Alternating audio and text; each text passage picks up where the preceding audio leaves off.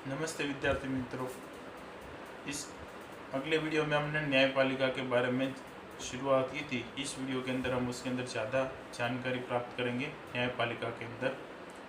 तो भारतीय संविधान के अंदर स्वतंत्र, निष्पक्ष और तटस्थ न्यायपालिका का प्रावधान किया गया है। क्यों? क्योंकि वो तो ही अच्छी तरह से अपना न्याय सुना सकेंगे। उसके पश्चात यदि भारत सरकार के राज्य, संघ सरकार और राज्य सरकार के बीच में कोई विवाद हो जाए, संघ सरकार और राज्य सरकार के बीच में अगर किसी मामले को लेकर या कोई संवैधानिक नियम को लेकर किसी भी प्रकार का विवाद हो जाए, तो उसके अंदर न्याय सुनाने का कामकाज किसको दिया गया है?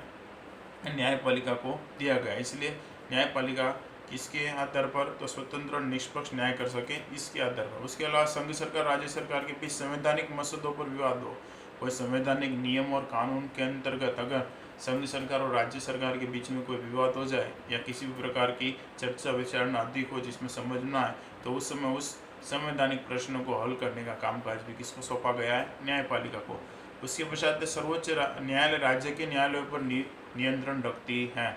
हमारे देश में सर्वोच्च न्यायालय है वो राज्य की उच्च न्यायालय, जिला न्यायालय, तहसील न्यायालय, इन सभी न्यायालयों पर नियंत्रण रखने का काम करती है। उसके पश्चात न्यायपालिका को कार्यपालिका के से स्वतंत्र रखा गया है। क्यों? क्योंकि न्यायपालिका ही उसकी रक्षक और संरक्षक मानी जाती है। न्यायपालिका कार्यपालिका की रक्षक और संरक्षक मानी जाती है। न्यायपालिका नागरिकों के मूलभूत अधिकारों की भी रक्षा करती है। हमारे मूलभूत अधिकार, इनके बारे में, मूलभूत अधिकारों के बारे में हम 9वें पाठ के अंदर जानकारी प्राप्त करेंगे, कौन कौन से हमारे मूलभूत अधिकार हैं। अभी सिर्फ इतना याद रखना है कि न्यायपालिका हमारे मूलभूत अधिकारों का भी क्या करती है? रक्षण करती है। तो इस प्रकार ये न्यायपालिका का हमारे संविधान के अंदर भी प्रावधान दिया गया, स्वतंत्र, निष्पक्ष और तटस्थ न्यायपालिका। उसके पश्चात हम देखेंगे कि संवैधानिक संशोधक के उपब्ध, संवैधानिक संशोधक के उपब्ध यानी कि संविधान के अंदर कुछ प्रकार के बदलाव करने हैं। जैसे कि तुम लोगों ने शुरुआत के अंदर देखा कि हमारा भारत का जो संविधान है वो लचीला है। लचीला मतलब कि समय के अनुसार उसके अंदर बदलाव भी किए जा सकते हैं। लोगों की अपेक्षाओं, आकांक्षाओं, ज़रूरियातों और महत्वाकांक्षा के आधार पर हमारे संविधान के अंदर बदलाव किया गया है। इसलिए हमारा संविधान कैसा है? लचीला है।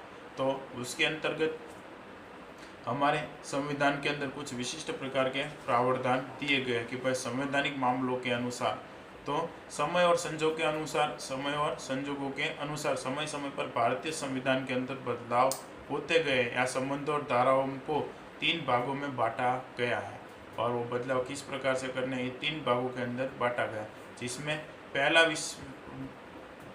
मुद्दा है कि भाई कुछ परिस्थितियों में संसद में उपस्थित तथा मतदान में भाग लेने वाले सदस्यों के सामान्य बहुमति से सुधार किया जाता है। संसद के अंदर उपस्थित सदस्यों की बहुमति और उसके अलावा उसके अंदर जो मत लिया गया है उस मत की बहुमति के आधार पर क्या किया जाता है? संवैधानिक मामलों के अंदर सुधार किया जाता है।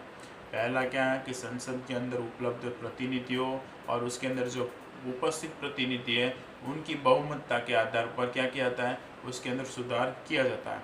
ये हो गया पहला मुद्दा संवैधानिक सुधार के अंदर। दूसरा मुद्दा देखना है कि कुछ परिस्थितियों में संसद के दोनों सदनों के सदस्यों की बहुमती, उपस्थिति और मतदान के अंदर भाग लेने वाले सदस्यों की 2/3 सदस्यों की स्पष्ट बहुमति द्वारा फेरफार किया जाता है।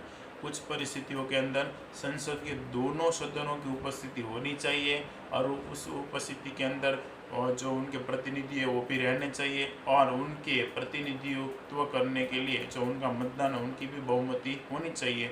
और इन दोनों बहुमति कितने? 2/3 सदस्यों की बहुमति के आधार पर की जाती है। 2/3 सदस्यों की बहुमति लेने के पश्चात संवैधानिक सुधार किया जाता है कुछ परिस्थितियों के अंदर। उसके पश्चात है तीसरा, संवैधान के कुछ भाग में सुधार करने के लिए दोनों सदनों की बहुमति के प्रकार उपस्थित मतदान में भाग लेने वाले सदस्यों की 2/3 सदस्यों की बहुमति के उसके अलावा राज्य की विधानसभाओं की भी स्वीकृति आवश्यक होती है। कुछ नियम और कानूनों को बनाने के लिए संसद के अंदर उपस्थित दोनों सदनों के सदस्यों की बहुमति, उसके अलावा उसके अंदर मतदान के अंदर भाग लेने वाले सदस्यों की 2/3 बहुमति के अलावा राज्य की विधानसभाओं की भी बहुमति आवश्यक होती है, स्वीकृति आवश्यक होती है। ऐसे कुछ प्रावधान हो तो जैसे कि अभी हमारे यहाँ ट्रैफिक के नए नियम और कानूनों को लागू करवाया गया, तो उसमें क्या किया था, तो संसद के अंदर उपस्थित लोगों की बहुमति भी ली गई थी और हर एक राज्यों की भी विधानसभाओं की बहुमति ली गई थी। उसके आधार पर हमारे यहाँ ट्रैफिक के नए सिग्नलों को शुरू किया। उसके पश्चात धारा 370 हटाई गई। तो उस समय के अंदर भी आप लोगों ने देखा था कि लोकसभा के अंदर पहले उस प्रस्ताव को जारी किया गया था। उसके पश्चात सभी वहाँ पर जितने सदस्य उपस्थित थे उनकी राय ली गई थी और उसके पश्चात वहाँ पर भी मतदान हुआ था और सभी के मतदान के आधार पर ही हमने धारा 370 हटाई थी। तो इस प्रकार कि भाई संवैधानिक उपलब्धि के अंदर, संविधान के अंदर किसी भी नियम कानून या मामलों को अगर बदलना है तो उस मामलों या नियम और कानून को बदलने के लिए संसद के दोनों सदनों के सदस्यों की बहुमति आवश्यक होती है। लेकिन अगर नियम और कानून राज्य से रिलेटिव कोई बड़ा सभी राज्यों के अंदर भी लागू करना है या बदलाव करना है तो उसके अलावा सदस्यों के अलावा राज्य की विधानसभाओं के साथ भी क्या किया जाता है, उसके साथ विचार विमर्श किया जाता है। तो इस प्रकार संशोधन की प्रक्रिया से भारत का संविधान कठोर और लचीला है। और उसी प्रकार भारत का संविधान कैसा है, कठोर और लचीला है। क्यों? क्योंकि ये समय समय के आधार पर क्या किया जाता है, बदलाव किया जाता है। आवश्यकताओं के अनुसार इसमें बदलाव भी हुए और होते भी रहते हैं। तो आज हमने इन तीनों के बारे में देखा, कौन कौन से संसदीय शासन पद्धति, स्वतंत्र निष्पक्ष न्यायतंत्र और संवैधानिक उपलब्धि के अंदर कौन कौन सी सुविधा है उसके बारे में जानकारी प्राप्त की है। अब इसके अंदर तीन जो संसदीय शासन पद्धति है वो कभी 2 मार्क्स के अंदर आता है, स्वतंत्र निष्पक्ष न्यायपालिका भी 2 मार्क्स के अंदर पूछा जाता है और संविधान के अंदर सुधार के लिए किए गए प्रावधानों के आधार पर तो वो भी ये तुम्हें इसके अंदर लिखना है। धन्यवाद।